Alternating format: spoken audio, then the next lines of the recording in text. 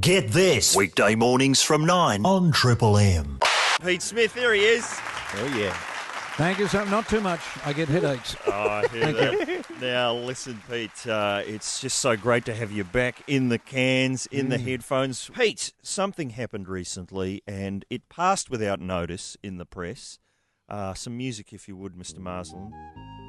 Do you not do voiceovers on Channel 9 anymore? No, they're all done from Sydney. Well, what's going on there? What was the last one? Well, that's what networking's all about. Yeah. You have it all from one central place. And I'm just there, for special pieces. Oh, right. Special announcements. Because, I noticed they were whittling your role down, year by year. And then you were pretty much only doing the voice, I guess, in Melbourne over the end credits of the Sunday night movie.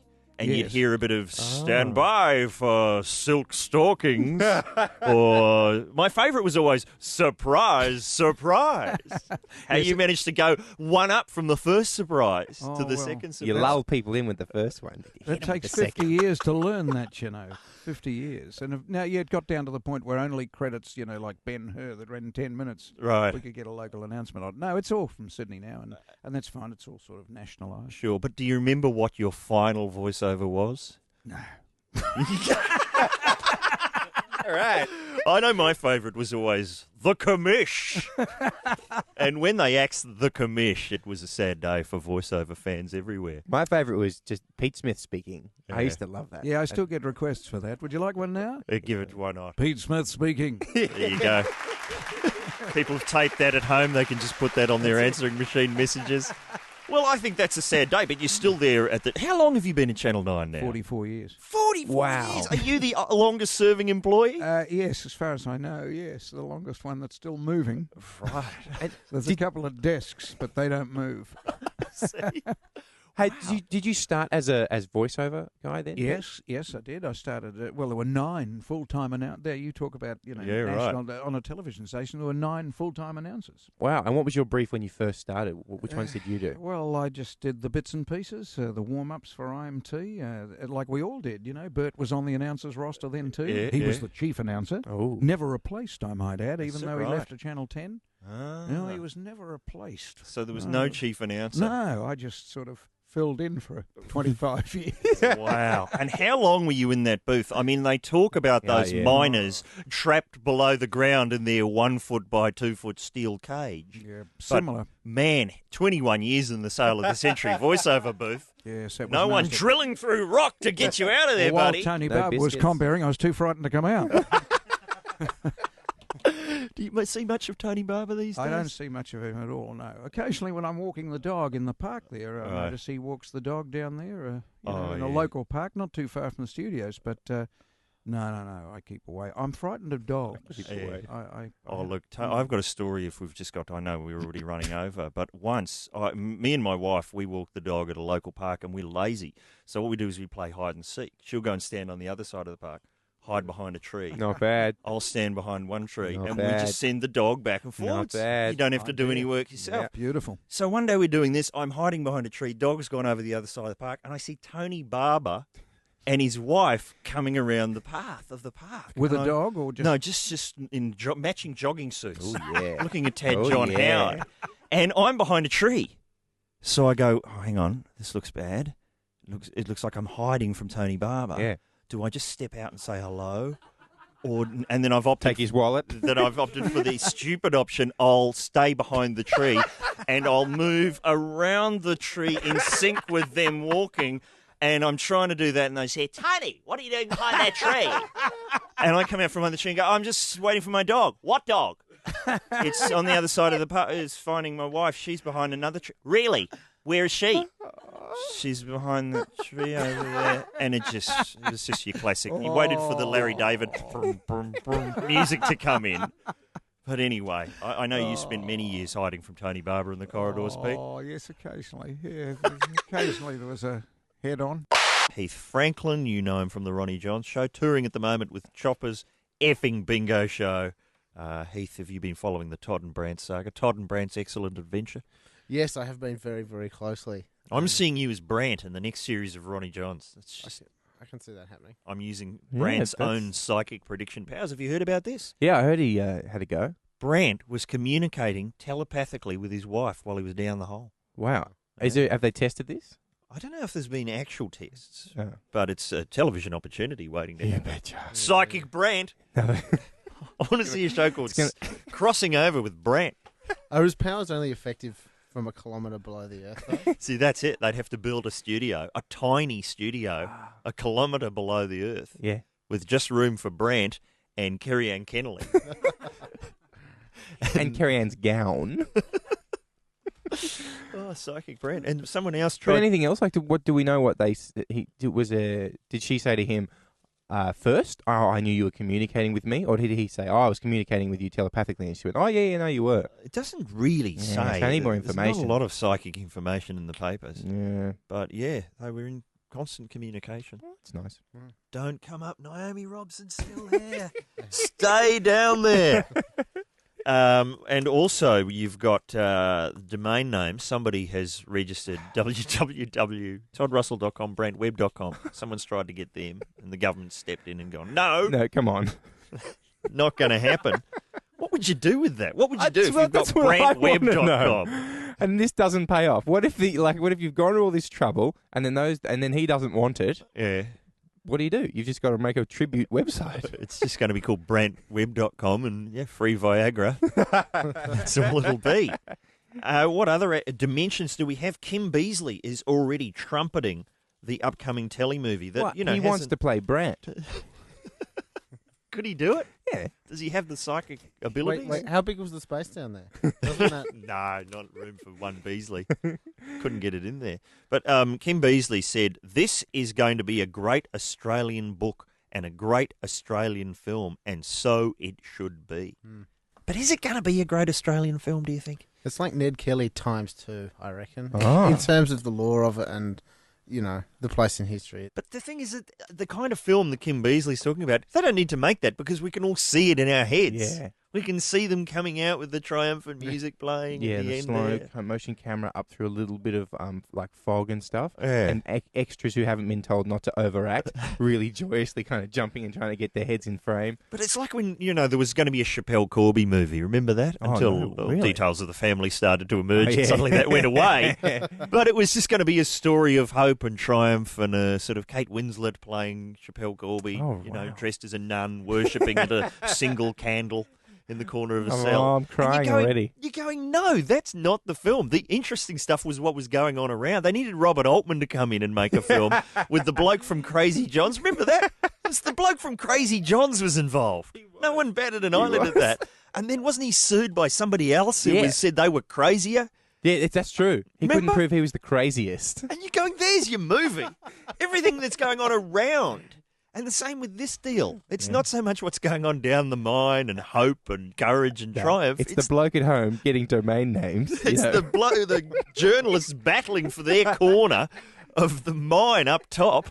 It's Naomi Robson. hassling old people as to how they feel. It's whoever that journalist was who said, and Paul Murray on Triple M revealed that there was one journalist who wouldn't use the public toilets, who said, quote, I don't do public toilets. No, fair enough. Went and took a dump in the Winnebago. Plumbing wasn't connected up. There's your movie. What was going on up top is all the good gear for the movie. I don't want to see, you know, wind beneath your wings. Here comes Brant. No, I don't. I want to see a man taking a dump in a Winnebago. There you go. Tom Gleisner is with us from Thank God You're Here. It must be a relief not to have to explain the show anymore. That is a joy. The first few episodes of Thank God You're Here we actually taped. Right. It hadn't gone to air. So Yep. I would come out at the beginning of the evening, 300 people in the audience, and who had no idea why they were there. Basically, yep. I think they were expecting Bert's Family Feud. All I saw was, TV audience required. And I had to explain the idea, and it was just like a sea of glazed eyes. Yes. Because it is one of those shows that it's kind of really easy to get once you see it, but it sort of doesn't make a lot of sense explaining it. So the audience knew they were coming along to see something that you'd made, but they didn't know what it was. Isn't that a change from the days when we were doing one of our many ill-fated TV projects at Channel 7? Yes. The Degeneration specials, when our audience was people who couldn't get into Ian Turpey's Press Your Luck. We'd hear that, they go, you got a few Press Your Luck leftovers, you want them in there. And one day I went in to see Press Your Luck with Ian Turpey being filmed, and there was like about 7 people in the audience, and then Cardboard cutouts. Cardboard cutouts. And, Really? And mirrors around the side of the studio, which made the audience look double. Those 7 actually looked like 14. So I'm going, well, hang on, if there's only 7 people in the audience, how are we getting leftovers? So obviously people are going like, oh, no, I don't want to see Ian Turpie's press your luck. What else have you got? All right, I'll go and see this degeneration thing. I have here I know people who listen to this program are concerned about the welfare of Keith Richards. Yes. Apparently he's had more brain surgery. And listen to this. Observers who saw him wheeled in before the operation say he seemed gaunt and drained of energy. It's a mistake. Right. They weren't looking at Keith. He looked like that in 1963.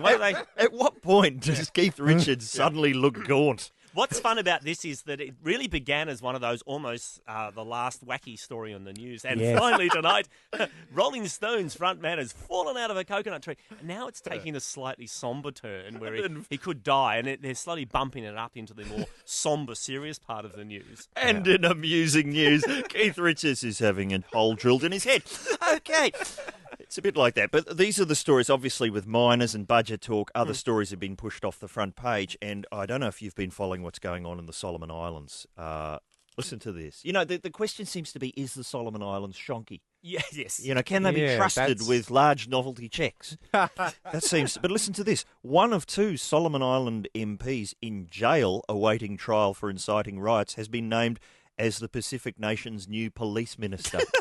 Well, he'd know. He's got inside knowledge. And Bachelor of the Year too, so he's doing really well. But, Actually, you know... there's 2 of them, Tony. I think the new Prime Minister announced 2 of his cabinet ministers, and they're both in jail. Wow. But, you know, when your Minister of Police can't come into work because he's completing his sentence, you know, that suggests maybe there's a bit of shonk going on over there. I don't know. I mean, I don't know. Getting hands-on experience. It's Exactly. get this. It's Yeah, not exactly. the 7:30 report. Not yet. Just speaking of shonky MPs, what about that bloke in WA? I can't even say his name. The police minister over there is facing possibly jail time because he hadn't been paying his speeding tickets and had his licence suspended and smashed his ministerial car while unlicensed. That's the Minister of Police in WA. Is he a member of the Kennedy family? And it says here, though, that this is the latest case of misconduct involving, bloke I'm not going to be able to say, noting that he had, as small business minister, failed to pay some of his own workers' superannuation. Once again, just getting hands-on experience of how the system works. Make him the Minister of the Arts and then let him forge some paintings. We could just go through every portfolio and have right way, wrong way. His name, for those who are wondering, Good on is you, Tom. Voldemort. There you go. Excellent. Excellent. What else have we got? Is there anything else of importance that I must get out of the way? Look, I haven't seen this ad. There's talk about, what was the ad with Wogs Out of Work actor George Capionaris? It's been banned. Do you know about this? Tom? No. It was an ad for the Royal Automobile Association's call centre, in which there was a curry and a papadam reference and a pun on the word deli. Did anyone see this? No. Been taken off the air as offensive. As racist. Apparently. Or just not funny enough. I don't know. I have not seen it, Tony. We should get a copy. But that's, the big news. Down the bottom here, though, it says that the ASB also received complaints that ads featuring actor Sam Neill, who you've worked with, promoting red meat, and they were pretty bizarre ads, Yes. have been were discriminating against Christians by advocating evolutionism. Is that true? Yes. What goes on in those ads? Yes, he says ever since we came down from the trees and began eating red meat to Yeah, keep he our does. brains, He does. made our brains big enough so we could make miniseries like the Bermuda Triangle. That was kind of, I think, the logical flow of it. Yes, and it does imply evolution. Well, that's been thrown out of court, apparently. Gone with George Capionaris. Gone. We're willing to accept that maybe we did come down out of some trees at some point. Yeah. And magic wasn't responsible. Look, I have to say, I have no discrimination against any kind of belief system. But I just think that I'm fine about creationism, or what's this newfangled way of intelligent design. Intelligent design. Fine. Teach it in school as much as you want. Yep. Just call it magic. Just use the word magic. That'll get kids involved. How is it created? Magic, kids. Yeah. Just say magic and then teach it as much as you want. Well, that's our religious lesson. Yeah, for that's today. great. We cover all bases here. Get this. Computer hacking. There's a lot of. I'm impressed by computer hacking. Yeah. I can't turn one on, so I'm really impressed when people hack stuff. What about this bloke in England? Have you been following his work? Bloke who broke into the Pentagon. What Yeah. happened? Well, I always assumed that computer hacking was fairly complex. Yeah. Beyond most of us. Mm. But have listened to this interview conducted by, get this's, Tony Martin. Well, I'm here with Gary Melmont, the man who's accused of hacking into the computer system at the Pentagon and wreaking havoc online. Good morning. Obviously, doing something like this would require skills it must have taken years to develop. Not really, no. It's pretty straightforward, really. Is it? Yeah. I can give you a demonstration if you want. There we go. If you look on the screen, that's your Pentagon site there. Yeah, that's the front page. Obviously, anyone can get to that. Hacking into the system itself must take years to... No, it's pretty simple. It's just Alt, Control, Delete. And there you go, we're in. Sorry, what did you just do there? It's Alt, Control, Delete, and you're in. Alt, Control, Delete. It's as simple as that, is it? Yeah. I don't think I'm talking out of school. I mean, it's pretty standard hacking procedure. Right, so we're inside the Pentagon's computer system? Yeah. As you can see, access to all the missile guidance. You've got your launch procedures. Hang on a second. I mean, you can't actually do anything with this stuff, though. Oh, yeah. I mean, What would you like? Don't touch anything. I mean, obviously people would need passwords. You haven't got the passwords to get to. No, you don't really need the password. It's just Alt, Control, and Delete. There you go. And hang on, what have I done there? What have you done? What have you done? Sorry, I thought I'd launched a nuclear missile there on China. But you wouldn't have. It wouldn't be that simple. No, you'd need Alt, Control, Caps Lock, Delete. There you go. And we're off. Sorry, what have you done? Thermonuclear missile headed towards Beijing. Sorry, this is a joke, isn't it? There's no way you can... No, that's full-scale nuclear emergency. It's about probably 45 seconds till impact. Is there any way to call this off? Yeah. It's just Alt, Control, Shift, Delete. Oh, yeah, that doesn't seem to have worked. Hang on, Alt, Control, Delete, Shift... No, they've obviously upgraded. Bloody hell, they normally don't do this for another 10 years. Well, that's a bugger. So hang on, we've got a nuclear missile heading for Beijing. Yeah, is that what you're telling me? Oh, God. Hang on. China's got your anti-missile defence system now. I'll just have to go to their website. Right. Alt, Control, Delete. And, that's all Chinese. God. What's the equivalent?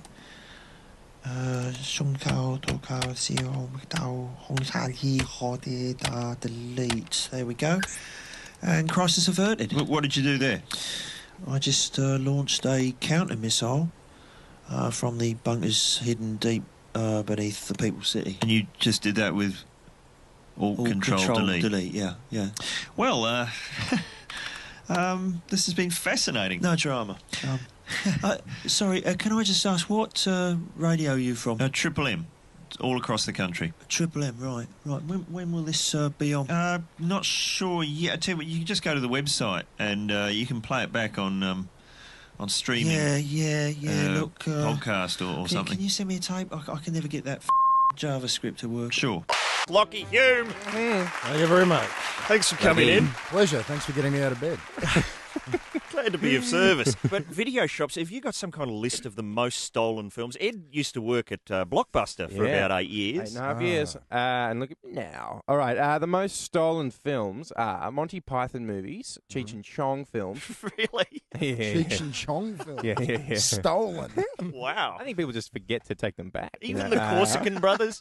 Would they even steal the Corsican brothers? Man, in a second. Up in smoke, I can understand. Well, at our video shop, that was one of the ones we had to continuously replace. Right. You just, up in smoke. How do you go about that? Do you actually have to ring up Cheech and Chong and get them to send They have to do it again. They've got to do the whole film again. Right. They make it for you every time. Hey, just listen to this. They do it as a play. We're joking about this. That's the plot of a new film. Listen to this. Jack Black has signed for a movie called Be Kind, Rewind, in which he has, I can't believe we didn't think of this, a magnetic brain that accidentally erases every movie in the video shop where he works, Mm-hmm. and he then vows to replace the films by remaking them all himself. This That's is the plot. That seems like a rather unnecessary bit of effort, but there wouldn't be a film if he didn't. I That's suppose. So that's going to right. be good. I wonder if they could do a prequel and explain how he gets a magnetic brain. That would be. I'm already thinking, franchise. When you pitch me a project like that, buddy, you don't just knock one out of the ballpark. That's I want right. three. He's thinking prequels. That's it. Be kind, rewind. Also, then Pulp Fiction, obviously. Yeah. Harry Potter. Why, obviously. Well, because the ones that they used to steal from our video shop, Yeah. teenage boys would steal Scarface. Yeah. Because one day they hoped to be him. Yeah. They're remaking Scarface, by the way. Did you know It's that? unnecessary. Yeah, No. Scarface is actually, and it's got the full endorsement of De Palma, even Pacino. They believe that Scarface should be remade for each generation. So now Right. it's being remade as the rise of a black gangster Right. from the hood. Okay. There'll be rap in it. I Well, can smell rap. Yeah. Sorry, Ed. That's keep all right. going. This is fascinating. I thought you were going to say Ashton Kutcher is going to be Scarface. I was expecting something like that. He's so whimsical. Chopper, Yeah. the Matrix movies, Yes. and then PlayStation games. What about Spinal Tap? That was the one they used to tell me at my video shop was always being stolen. Didn't make the list. Didn't make the list. No. Hey, listen, speaking of Spinal Tap, because I've just, when I was away, I was reading Tony Martin's extraordinarily Yes. insightful Right, memoir, yeah, it's a bit... Lolly Scramble, and the unnecessarily- Spinal Tap section, the Yes. bus trip. That's what true. was the name of the Kenny Rogers film? That was called Six Pack. I was on a Yeah. bus trip from, this is back in the 80s, from Brisbane to Melbourne, and there was a vote. The bus driver had 4 movies. This is a terrifying nightmare story. And they had Beverly Hills Cop, Excalibur, Spinal Tap, and Six Pack with Kenny Rogers, which is Kenny Rogers, and he inherits a bunch of mischievous orphans on the day of the big motocross race, and everyone went with the Kenny Rogers movie. Because he had a magnetic brain. And by in the it as end well. of the trip, by the time we got to Dubbo, Yeah. to that weird breakfast restaurant full of aquariums Yeah, that you I've have been to, there. you have to stop off at, no one on the bus would talk to me. But I'm sure film buffs can understand. Because it took a weird turn, didn't it? The film Six Pack, like it's all meant to be kind of charming orphans. Well, that was But what the didn't whole they- row was. People were saying there's going to be too much filth in Spinal Tap or Beverly Hills Cop. Yeah. So let's have the nice, clean family version of, Kenny Rogers, and it's just full of swear and giddies. The word arse is used about 85 times. But no, but now, of course, Spinal Tap considered a classic. I was reading Rick Parfitt from Status Quo in the country. I think he was on Speaks and Specs last week. Apparently stormed out of Spinal Tap when he saw it because he thought it was about him. And every band thinks that it's about them. But apparently Harry Shearer told us that the main inspiration, I think, was Saxon. Do you remember Saxon? No, Yeah, who's great that? band. Oh, it's a bit ahead of your time there. No, but ooh. Harry Can't name actually- any songs off the top of my head. From No. Saxon, We'll be but- playing them, don't worry. Oh, good, good. Yeah, I went to your house once, Lachy, and there were like CDs everywhere, and I'm going, "Wow, what bands are you into?" And all of the CDs are movie soundtracks. That's right. They're all movie scores, yeah. And the music. Wow, you only buy movie scores? I only buy movie scores, and even to movies I haven't seen. Right. I'll go, oh, that looks like a good movie score, and we'll Is that purchase right? it. And See, that's why you're in here. Yeah. and that's what's even dedication. more pathetic is that the rock and roll, quote unquote, that I buy Yeah. is only because I think that could be a good track in a movie. Right. So Oh, okay. I'll buy that CD because that could be a movie moment. So the only rock and roll you would buy is if it was, say, on the soundtrack to Dirty Dancing. Then you might give it a burl. Precisely. Wow. Thanks And for, what's your thanks for favourite? dragging it down to that level, too. But what is your favourite movie score? I think the best movie score I've ever heard is John Williams' score for Nixon. Really? Yeah. That's an It's- unusual That's choice. right. It's the opening track, which is 1968, The Turbulent Years, is probably the best piece of music John Williams has ever composed. Is that right? Yeah. We're gonna get that. An That'll be coming up absolute- next, right here on Triple M. Wow, is that your favourite movie Yeah. score? Yeah. I'll tell you one I love is, and I don't know if you can still get it, is the soundtrack to the Australian film Heaven Tonight. With Guy Pearce. Guy Pearce as the lead singer of the hottest band in the country, Called? Video Rodney. That was what they were called. This is like 1990. They were called Video Rodney. What kind of band were they? They were like a new wave hexagonal drums. Didn't Guy Pearce have like the guitar, but Oh, the keyboard. keyboard. Ah. And he sang his own songs. Keyboard But axe. It's just like the movie is full of like shots of radio programmers putting on a cassette and bopping along, going, "Yeah," having their world rocked by Video Rodney. Video Rodney. Record company guys going, "We've got to sign Video Rodney." Would there ever be a band called Video Rodney, let alone the hottest band in Australia?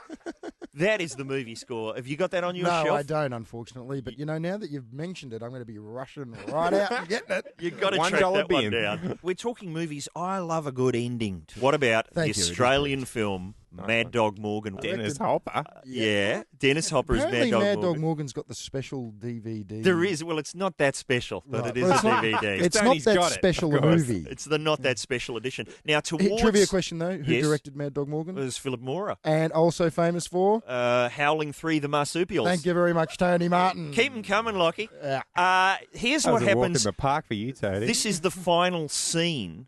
This isn't the final line, but this is the final scene of Mad Dog Morgan, where the corpse of Dennis Hopper is lying on a bench, and Frank Thring has got a few things to say. Listen to this. Dr. Henry, you will please proceed to flay off Morgan's beard and cut off the scrotum.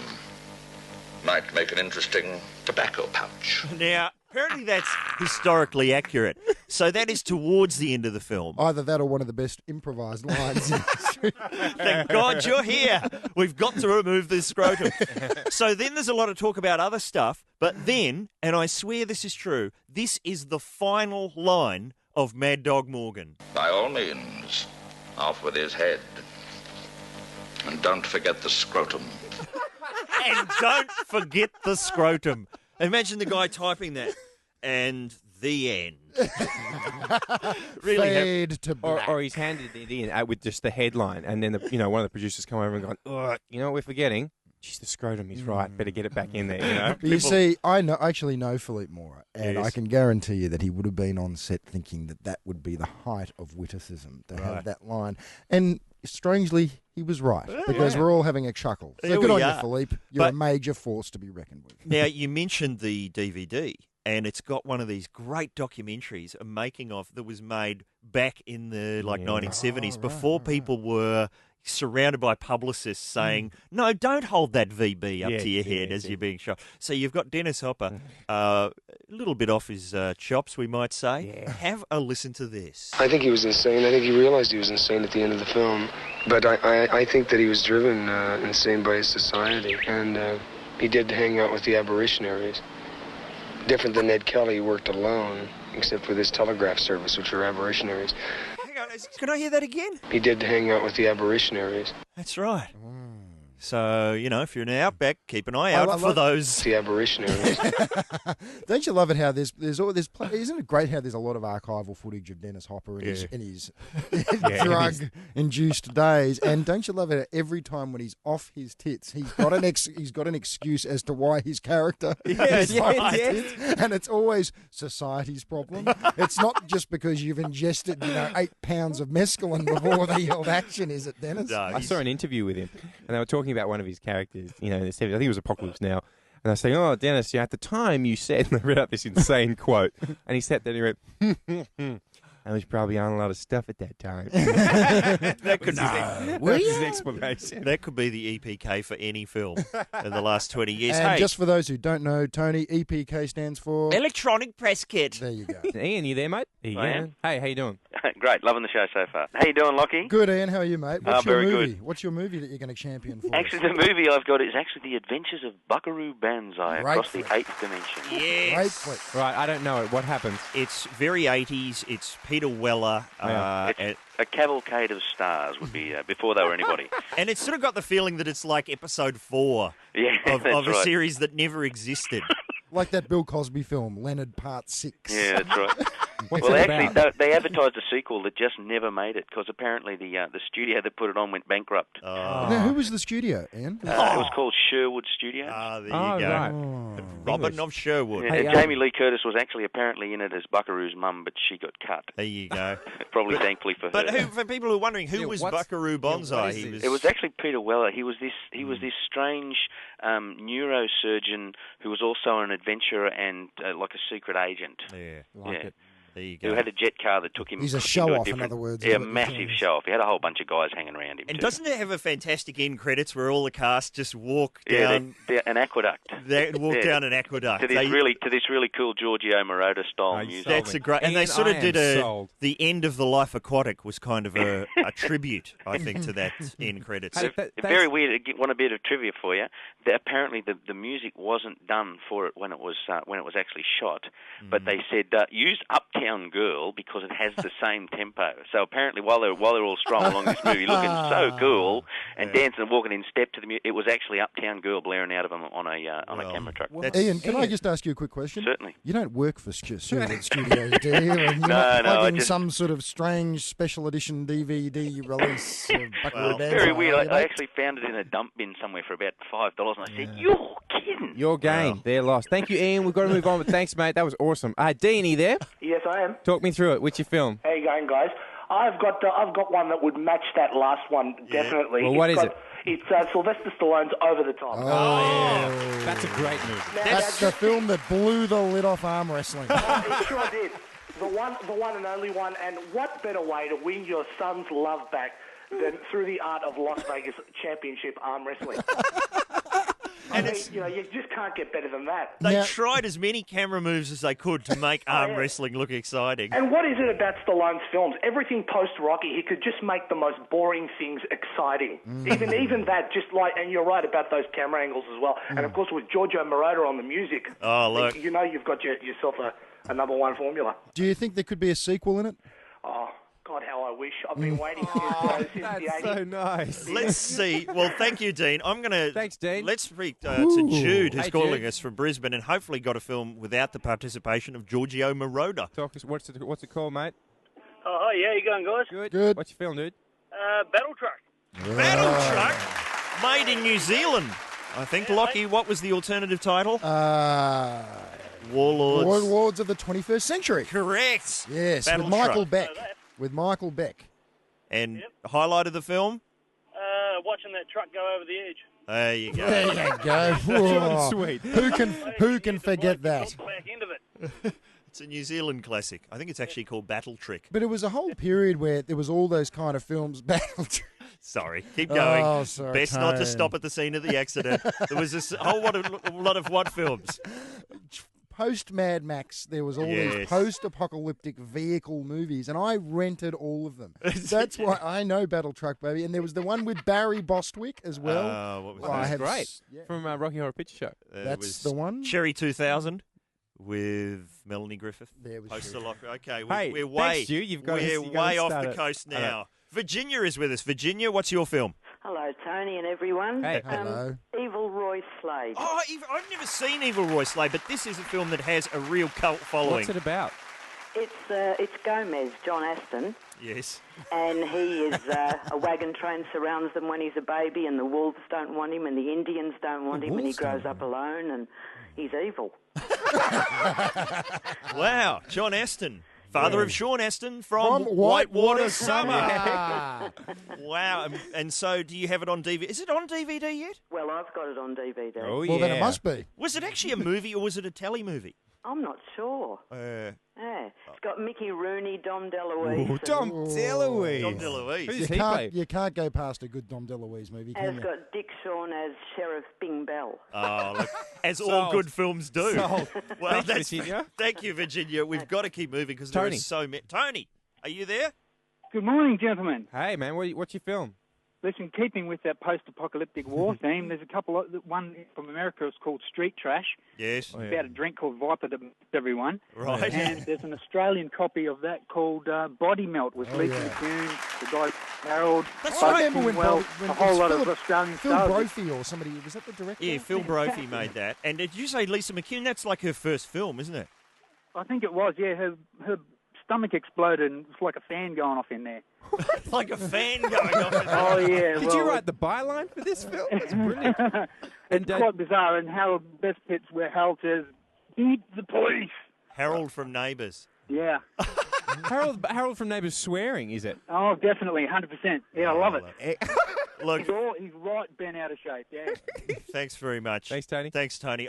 Last week we heard excerpts from Mr. Costello's budget speech where he was just obsessed with the bionic ear. He's nuts for it. I don't know what that was about. I don't know. It doesn't seem to have been reported in the papers. Yeah. Equally strange is an interview I've done with the Leader of the Opposition, Kim Beasley. Now, I'm legally bound to point out that there has been a little bit of editing done in this interview. I'm sure it hasn't been much, though. No, not too much. I mean, there's always a little bit of cosmetic editing. Look, it's the nature of radio. I can assure you that Mr. Beasley did use all of the words you're about to hear. He just may not have used them in this order. Mr. Beasley, thanks for joining me.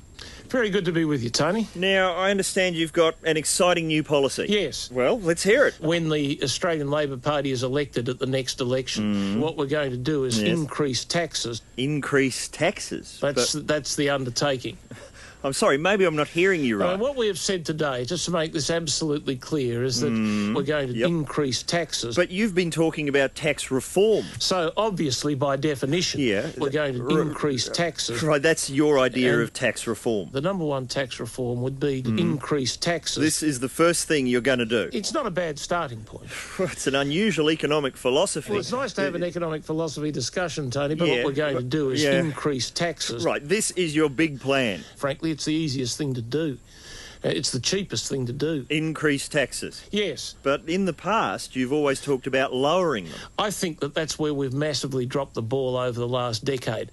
Better to increase taxes. But there are so many taxes as it is. And they're going up. What were you smoking when you thought of this idea? A joint. Right, well, that raises a few questions. The question is, what is the quality of leaf? Sure. Mr. Beasley, if I could ask a personal question. Yes. I understand you like to get around your offices in the nutty. That's absolutely what I'm into. Right, you walk around nude in front of your staff. Yeah, well, I must say I have from time to time. Well, that must be confronting for them. And it's particularly tough on women. I'll bet. They have been treated shamefully. What's the psychology behind that? Well, I'm not an analyst, Tony. Yeah, fair enough. But you have been telling the story about how you sat on a stapler and it disappeared. I've been talking about that pretty consistently for the last year and a half. It must be uncomfortable. The blockage is there. Well, why don't you remove it? It's not the priority. I must say, I've tried to fit a stapler up my arse and it's not easy. You want to put it the other way round. Okay.